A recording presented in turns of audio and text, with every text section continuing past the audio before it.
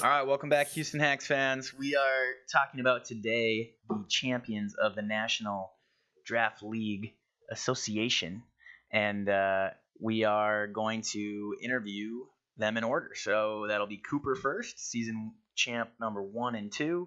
I won season 3. Then we'll talk to Henrik, or talk a little bit about his team, and then we'll finally finish up with Prizzley. So I do have Cooper with us. Coop, I got your championship teams pulled up. You want to just start with your season 1 team? Yeah, for sure.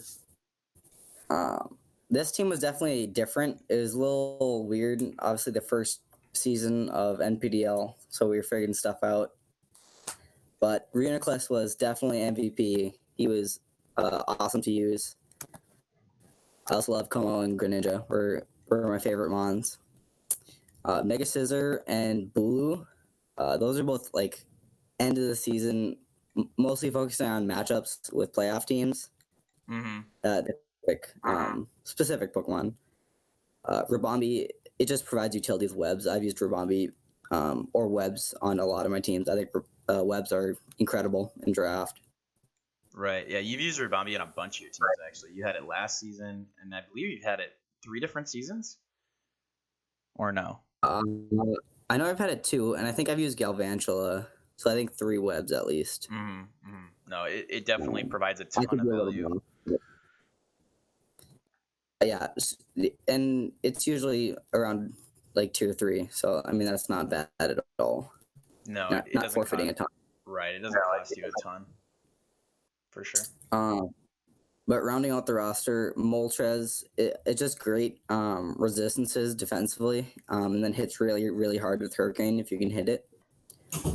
Linoon's a sweeper. It pretty much just runs a belly drum set. It doesn't come a ton, but when it does come, it can sweep just 6-0. So definitely a threat you have to prep for. Jolteon, it basically provides speed tier. You had it on your team this season. Yeah. 130 is no joke. It's fast.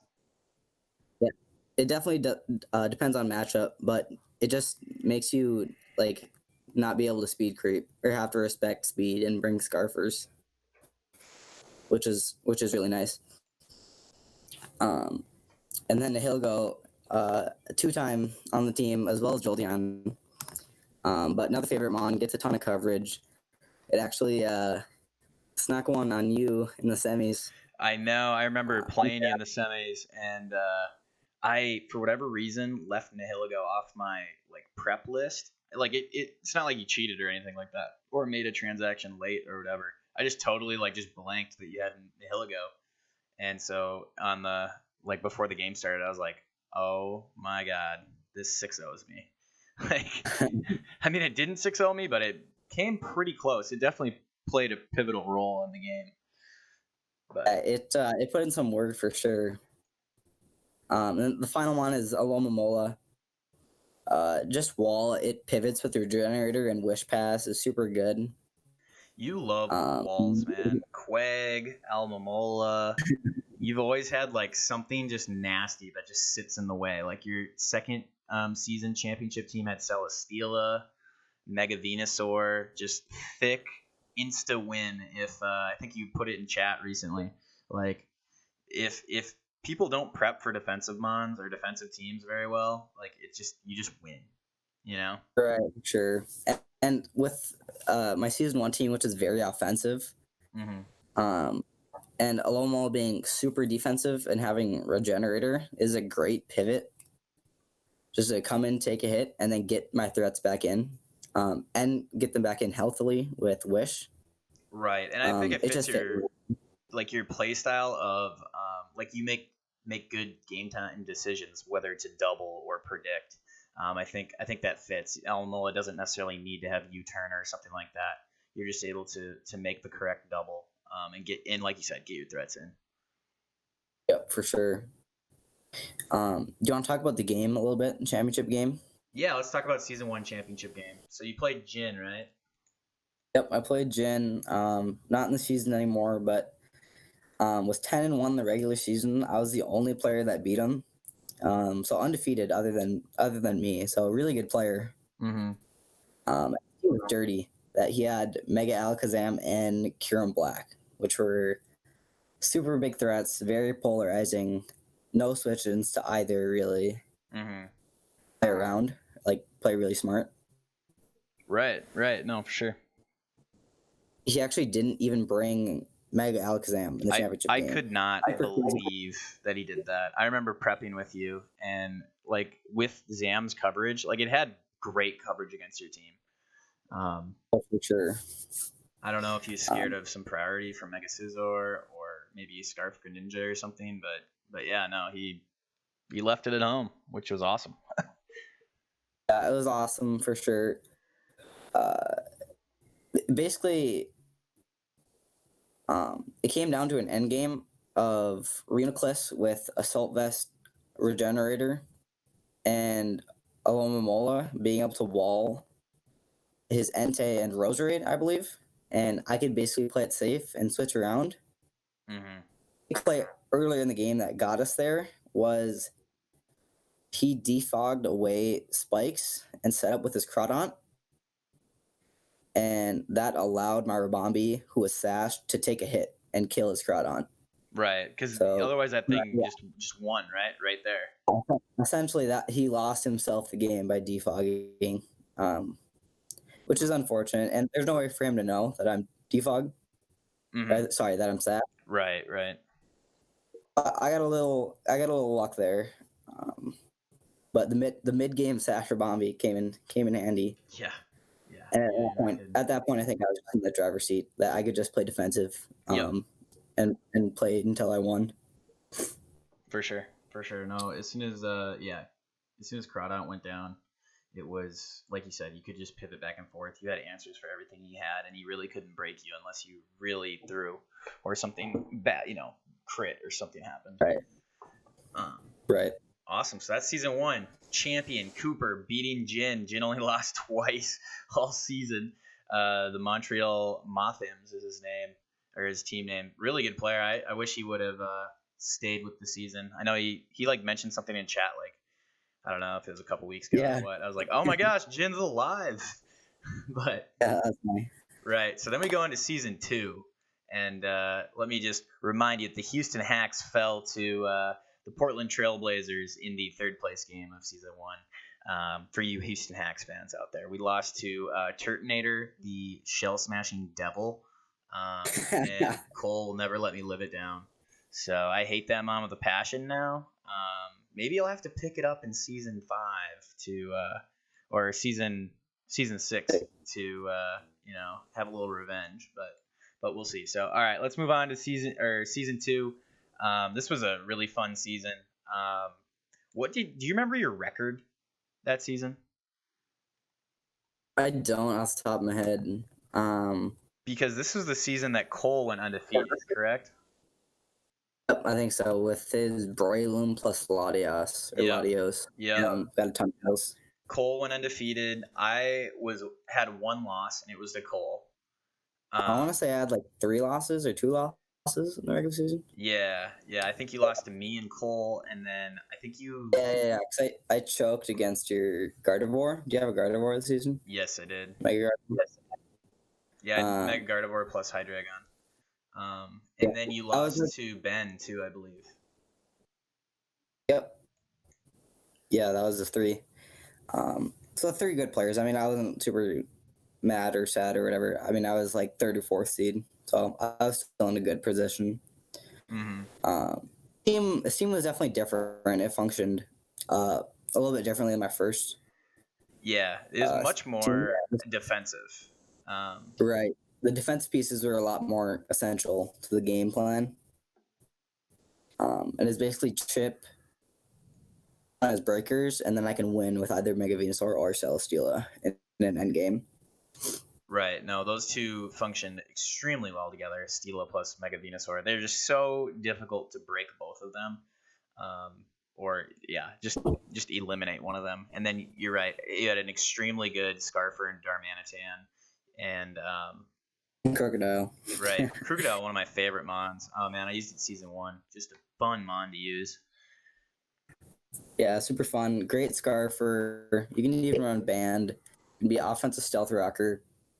Obviously, Darmanitan's straightforward. It's Scarf Band, maybe a Life Orb. Just hit super hard.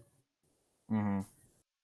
And then Goodra is actually, it's a personal favorite of mine. Super specially bulky. You can run Assault Vest or even Scarf or Specs. But resisting both the fire and electric attacks from Celesteela works really, really well. Yeah. Synergistically. Great pairing with your team for sure. Great pairing. Going on to the next one. I don't think I abused this quite as much as I should have. But Beware's Fluffy actually works really well with Goodra Special Bulk. That I can kind of have a special switch and a physical switching, as well as Goodra resisting the fire attacks. Right. No, that's an option this season, guys. It's another. Just saying. Yeah, it's another breaker. It hits really hard. Normal fighting is really hard to switch into. Other than ghost types, I don't think it's resisted by anything. Mm-hmm. No, it's not. It's disgusting. Comfy, great. You just need a fairy type on pretty much every team. You need something for dragons. Dragons are typically really powerful, and having a fairy move is awesome. Especially a priority fairy move. And it's another model you can end game with Calm Mind. If you get rid of steel types or poison types, you can oftentimes just win with Calm Mind, Dreading Kiss. Mm-hmm. Definitely cool with my defensive teams. I can chip a little bit. Yeah, definitely. This team especially was great at chipping until something could clean the game, like Darmanitan, Krookodile, Comfy, or I guess Mega Venusaur just wouldn't die. Mega Venusaur was MVP this season, or co-MVP. Yeah, Mega Venusaur is super fun, mon. I actually dropped it in Season 3 as well. But you see another defensive stealth rocker. It can U-turn. I think it might get Memento. But otherwise, Thunder Wave, Toxic. Yeah. Good support mon for sure. But another pivot support mon, yeah. Then we have our two returning members in Jolteon and Nihilego. So we talked about them above. Kind of does the same thing. Speed stat on the roster, just force Scarfers or whatever with Jolteon, and then just you can Volt Switch around, which works with Darmanitan U-turn. And then Nihilego does the same thing. Offensive coverage, it can be Rocker, T-Spiker, also absorb T-Spikes. Mm-hmm. And Vivian never ever came. Yeah. That mon was. It was a mad threat, man. You really should have brought it. Does it get Hurricane? I believe so. So Compound Eyes, right? I think it's Compound Eyes. I have no idea. I have no idea about Prizzley. I think it's Compound Eyes with Hurricane and Quiver Dance, which is essentially what it does. Mm-hmm. So for sure. No, you want to talk about your playoff run a little bit? Yeah. So this was I played Ben Sturkills in the championship. I think you got to talk about your semifinals match, man. Oh yes. You played the Portland Trailblazers or Trailblazerkins, excuse me. Yes, I forgot about this match. So he was undefeated, like we talked about. He had the Latios and Breloom. And essentially with the game, I don't remember the early game, but the game came down to he crit my Celesteela with, do you remember what mon it was? No, I don't remember. But essentially he crit me, and I had leftovers with Protect and Leech Seed. I don't think Leech Seed was active. But I protected, and then to live the next one, I needed a double protect. Yep. And I got it. So for a double protect. And so that was super clutch. After getting crit, I was distraught. And then Celesteela was well trained and got the double protect. It was well trained. That was so funny. Cole still brings that up every once in a while, that match and how it ended up, which is hilarious. Yeah, for sure. And then he had a few months left, I think, even after that point, but they were all wall. But Celesteela, yeah, I just had a great matchup typing wise. Right. No, especially against his Mega Latias. Or no, it wasn't Mega. It was just regular Latias. Having Stila is really, really nice. On the other side of the bracket, so that was the semifinal, you versus Cole, but me and Ben had a semifinal match, and I felt like I had a really good plan. I felt like I executed really well, and I just choked down the stretch. Just absolutely choked the game against Ben. Ben actually said GG. He thought the game was over. Um, and I continued to miss like 3 50-50s with my Hydreigon to lose the game. And it was just the saddest thing ever. Ben won. It is reminiscent of this season when I played Cole. Obviously, the stakes were higher because this was in the playoffs. Yep. But I played Cole this season and did the same exact thing. I actually misplayed even more in the game against Cole this year because I just brought him on. I should have brought in, but yeah, this year Cole's Aegislash just murdered me. That year back then had one loss, and I choked against Ben because his Rotom Heat plus Ferrothorn just I couldn't kill it, which was just dumb. But no, it great plays by Ben. And then we have our championship game, so setting it up for first and second. I mean, I guess we kind of know who won the game, but you want to break that game down? But the game against Ben, obviously I lost in the regular season, so it was a redemption match, and it basically came down to the first match. The first turn, I just got a sucker punch in. I made a prediction with my Demand 10, and then I was able to U-turn on, I believe, does he have a Lottie on his team? I think he had one of the Megas, didn't he? Yeah, he had a Mega Latias, I believe. The red one. Did like 70%. Yeah, turn one. Yep. Yeah, it was over pretty quickly with your U-turn from. Were you banded? I think I was banded. Yeah. Yeah, banded U-turn on the Latias. Just did so much damage that it put. I mean, he had what 20% left, or I mean, it did 80 to him, or 70 or something like that, to his bulkiest, biggest threat in the entire game. Right. The premier mon of his team taking a huge chunk on turn one. And I got the pivot, so I could go into my threat on his Lottie. I was just in control the whole time. Mm-hmm. Yeah, it really kind of spiraled out of control for Ben after turn one. It was just difficult. Yeah, the way that game played out, it kind of functioned similarly to how my team functions this year, with just applying pressure. That with U-turn, I just kept getting threats in, and he was on the back foot the whole time. Right. I had to try to climb out of a hole, which obviously didn't happen. I just kept up the pressure. So. Mm-hmm.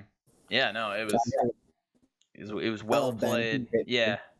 Yeah. Me too. Ben's awesome. Definitely one of my favorite players in the league.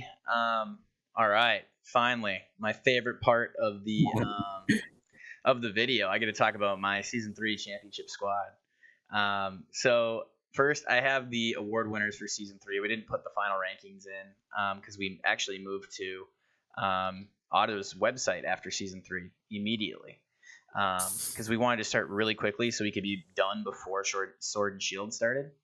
But just to point out the MVP of the league, it was Mega Charizard. And I don't think there were any other votes or there were like any other nominations for MVP. It was such a fun mon to use. Yeah, it was good. It was equivalent to Dragapult this past year in how it should have been well, I guess Charizard was the MVP. but no, really fun mon to use. Cole did have a Mega Pidgeot, which will come into play here in a second when I explain the road to victory.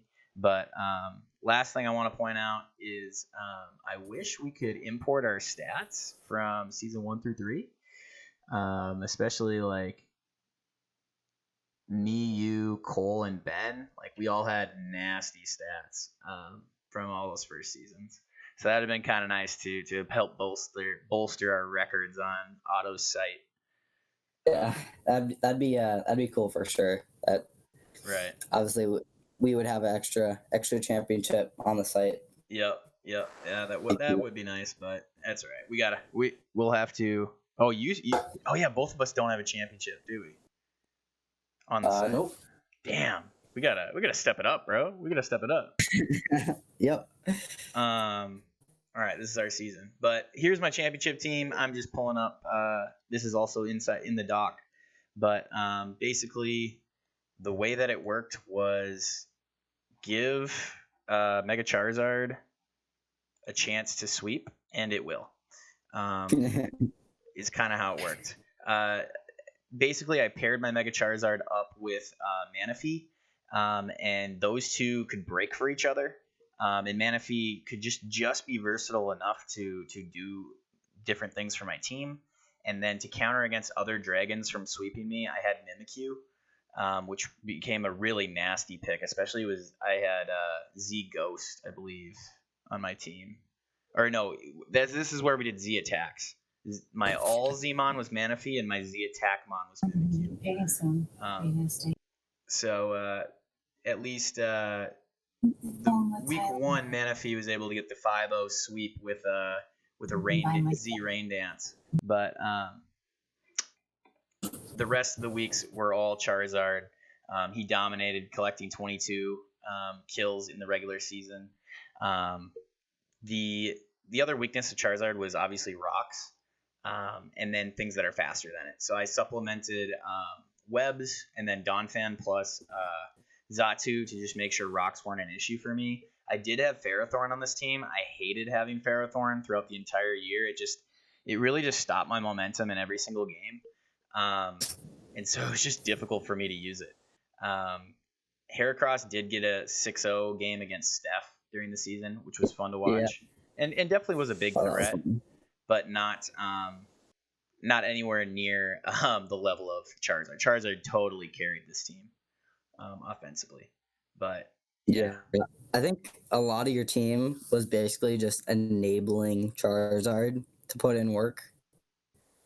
Obviously the webs, and then like you said, Mimikyu stopping reverse sweeps, Donphan keeping off rocks, and Xatu keeping off rocks. That was pretty essential because starting at 50% is going to be hard to take a hit when you're dragon dancing. So. Oh, for sure. And this is an age without heavy duty boots. Oh, for sure. So it definitely was a problem. One big issue that I did have, and I noticed in the playoff run, and this is why we created a week 7 date in which you cannot switch your team around with transactions. But the week before playoffs started, I dropped Ferrothorn and picked up Zapdos because Cole had picked up Mega Pidgeot, and I had 0 flying resist. So I just picked up the best flying resist possible. I think he had Kartana too. I could be wrong. Yeah, he did. But basically, Zapdos stopped both of them and was just a beast. And so I was able to get past the first round of playoffs. Honestly, not even because of Zapdos, but because of interaction that we found out in prep of Zatu's magic. What's its ability? Magic guard? Magic bounce. Magic bounce. Yeah. Cole tried to parting shot with his. Who did he try to parting shot with? Silvally? Yeah, I think so. Yeah. Anyways, so if you parting shot Magic Bounce Mon, you lose your stats. Your stats go down by 2, and the opponent gets to switch out. So basically, him parting shotting against my Xatu, which he just didn't know that's how the interaction worked, allowed me to get in my Charizard at full health against a -1 Silvally. So, and unfortunately for him, my Charizard was Belly Drum, the fire move that gives you plus speed, and like Dragon Claw or something like that. And so basically Zard, I just set up a sub, belly drummed, and then just instantly won. It was awesome. It was so fun. Yeah, that was super cool to see belly drum Mega Zard put in work. Oh, for sure. And then you don't see belly drum without a Salicberry, but Flame Charge was clutch. For sure. For sure. And then you won on the other side against Steph. Is that correct? In the Yep. semifinals? Yeah, he had Hoop Unbound and Kieran Black. So his team could break. Yeah. As far as my team goes that season, I'm trying to remember my season 3 team was. You I don't had remember my season 3 team. well, you had the you picked up Mega the Ghost with Prankster at the end, Yep. and then you Yep, had Mega Bayonet. Victini and you had That's right. Alakazam. I have it right here. I'll pull it up. Yeah, Victini was MVP for my team. Sash Alakazam was also super clutch. That was a mon similar to Zapdos that I picked up at the end of the season. Mm-hmm. It served similarly to Mimikyu, whereas an anti-sweeper, where with Magic Guard Sash, I always could take one hit and could deal some damage back. Definitely. So I was super clutch against Hoopa and Kyurem that I could either counter, or I think it got Signal Beam for Hoopa. Yep. Good match with Steph. Steph's another player that's not in the league anymore, but was pretty good. He made it to playoffs relatively consistently. So Yeah, no, and he was a good player. Like playing in the games, he had issues with scheduling. But yeah, you had Lando T. He had a bunch of breakers, and I remember prepping, and you had like sub Victini, sub Alakazam. You might have had sub something else too, like sub Lycanroc Dusk. I don't remember exactly, or sub Hydreigon. But basically, every time he switched, you got a sub off, and then blasted something. And his threats just dropped because I don't know if he had Choice Scarf Hoopa or what he had, but obviously Choice Scarf into a sub isn't going to, like, Hoopa's just got to kill things, right? So right, he also had a Ditto on that team. So sub allowed me to not be copied right, by no, Ditto. So it made a lot of sense to bring all the subs that you did. Yeah, it was fun to watch because I believe good old Luca predicted Steph to go to the championship game. yeah, So you gotta prove him wrong, right? for sure. But then the championship game, that was fun. That was super fun. Yeah, it was awesome. That was intense. I actually brought Trick Room Mimikyu, and I did not plan for Zard to really do much that game besides weaken Lando T, because the things that stood in my way with Trick Room Mimikyu were Primarina, potentially, Lando T, and that's pretty much. I had to get a little bit of damage on Victini, but everything else, oh, just kidding. Your Registeel, the mascot pick back in the day. Yeah. If I got Chip on all three of those Mons, I knew my Trick Room could work. I also brought Min Speed Donphan. But no, it was just an intense game going back and forth. And the actual MVP of the game was a Mon that really didn't do much the entire season, but a Alolan Persian, Choice Scarf, Alolan Persian, with Foul Play, Knockoff, and Parting Shot. Actually put in a lot of work. Just because your team was so offensive, especially physically, Foul Play just did a ton of damage to everybody. Yeah, for sure. And yeah, basically the end game, what it came down to is I had my Alakazam at 100%, and now it's sashed. And I was in against that Persian, and I believe I had Focus Blast that killed it, or maybe Dazzling Gleam. I don't remember which one. Mm-hmm. Out of nowhere, and I never even like recognized Scarf Persian as like a thing. And I was super surprised. I obviously broke my sash, and then basically Mimikyu Trick Room clutched it for you in the end game. Right. No, I was a little bit worried about your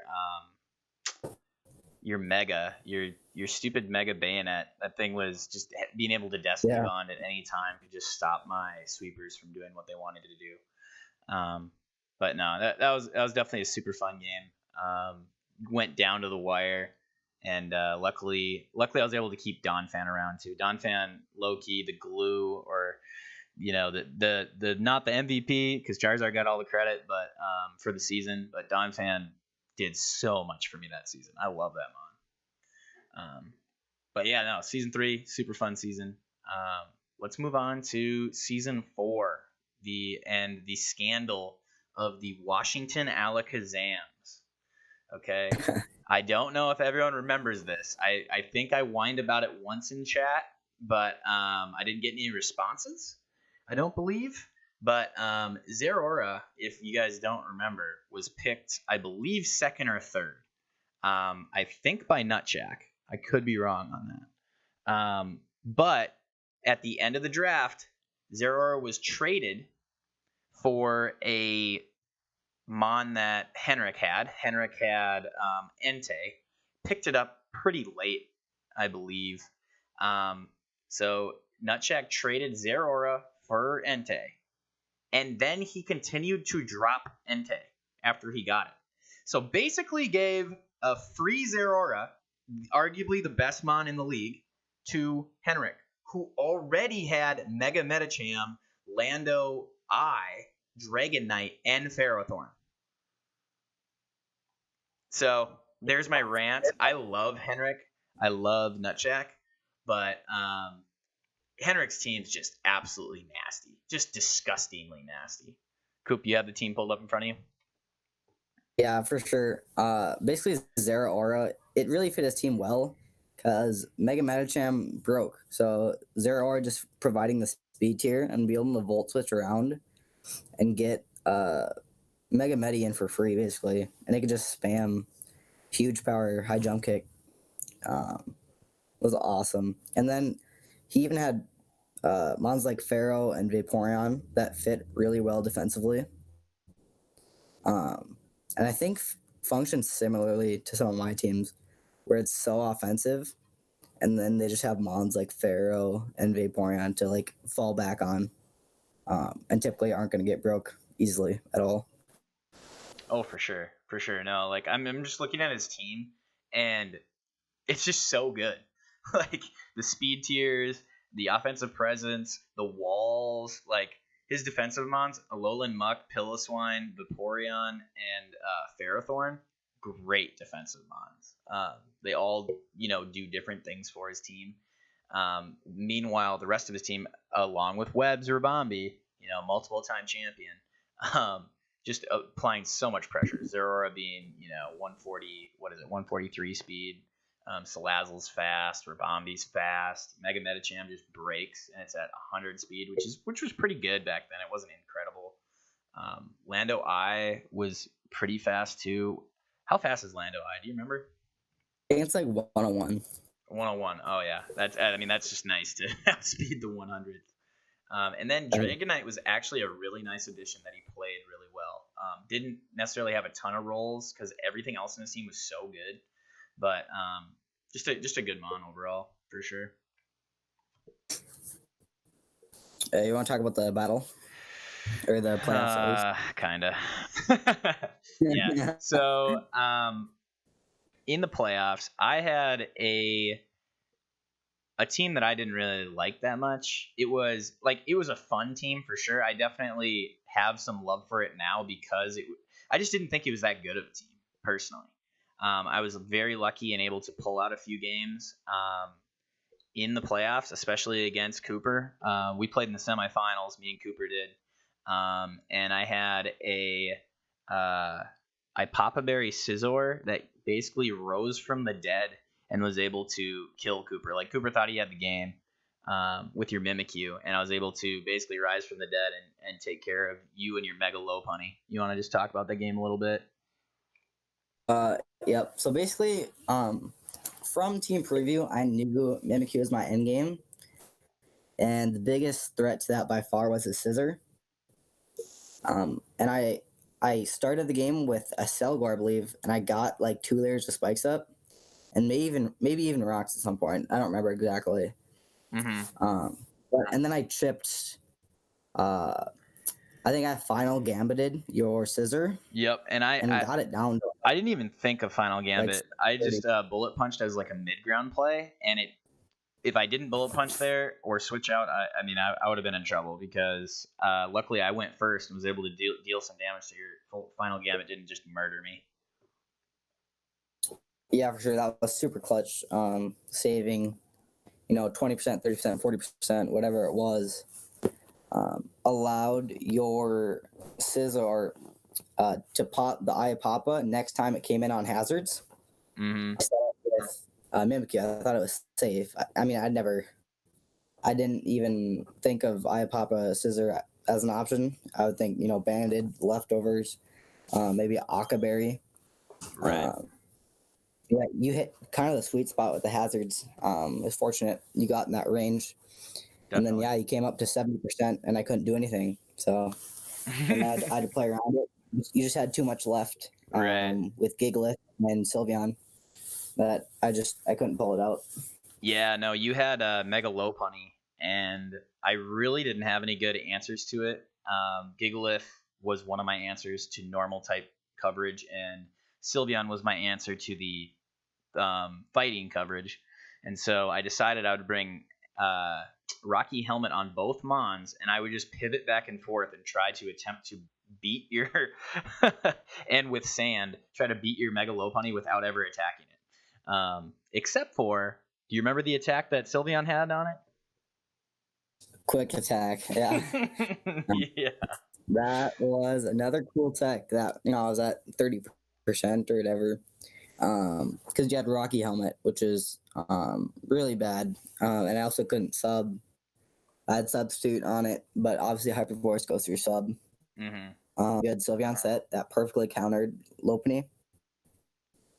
Yeah. Gigalith that you couldn't spam return or last resort or whatever my set was. Right. No, it was definitely a super fun game. Because like for my team, that was the weird part about my team is I just had to bring like insane sets because I just felt like I didn't have any star Pokemon like I had the season before with Mega Charizard. But yeah, I'll just talk a little bit about my matchup against Henrik in the championship. Um, I just looked at Henrik's team and I just said to myself, the only chance I have is if I can beat him before he beats me. And I know that sounds really stupid, but I was just like, I have to bring the most offensive team I possibly can and just pray that I can kill him before Mega Metacham gets enough turns and Zeraora have enough turns to just run through my entire team. And I tried. It came down. I lost 1-0. But unfortunately, one of my favorite mons of all time, Pillow Swine, he got his lead correct. I was kind of on the back foot right away. Definitely could have gone worse for me. I had a few predictions that were okay, but winning Henrik the game, I had a cussed up berry Gigalith that I tried to explode with, and he was able to sack him on instead of me taking out one of his biggest threats. And then there's another move Henrik made. He predicted my Tornadus switch with Mega Metacham and Ice Punched it and killed it. He made some really nice plays throughout the game. I got lucky and was able to get a Sword Stance off with my Scizor in front of his Mega Metacham. He didn't want to risk missing with High Jump Kick, and he went for Low Sweep. And I was able to get I was Life Orb SD Scizor. And if I didn't bring Knockoff, which I had Knockoff to hit a few mons neutrally. If I would have brought Quick Attack instead, I would have won the game. But I got my SD off. I continued to Bullet Punch, kill a mon or two, and then he brought in Zeraora, which survived the Bullet Punch from full health or whatever it was at after hazards. But if I would have had Quick Attack, I would have been able to rip through it. So super fun game. Lots of credit to Henrik. The game was over in like 10 turns or 12 turns or something like that. But that's how I knew I needed to play to have any chance at all, because his team is just so nasty. Yeah, for sure. It was super close. Just the early game really got you off to a wrong foot with the Piloswine. Put in a ton of work. And then just unfortunate prep, not having Quick Attack, which obviously Knockoff made a ton of sense. And there's no way to know that Quick Attack. No, it's hindsight. So Yeah, exactly. So the next person we're going to talk with is Prizzley, and then that'll conclude our video. So let's go talk to Prizzley. And all right, guys, that's going to be the video. Thanks for tuning in. Make sure to like and subscribe, and I'll see you guys later.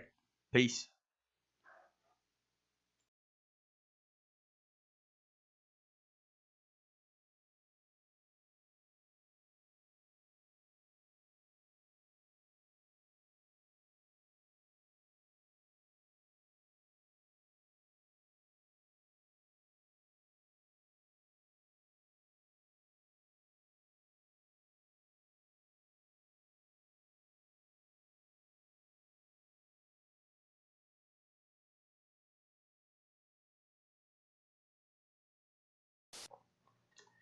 All right, I'm here with Prizzley Bear, coach of the Chicago Bearticks, the champion of Season 5, and he's going to tell us a little bit about his team. So you have the floor, man.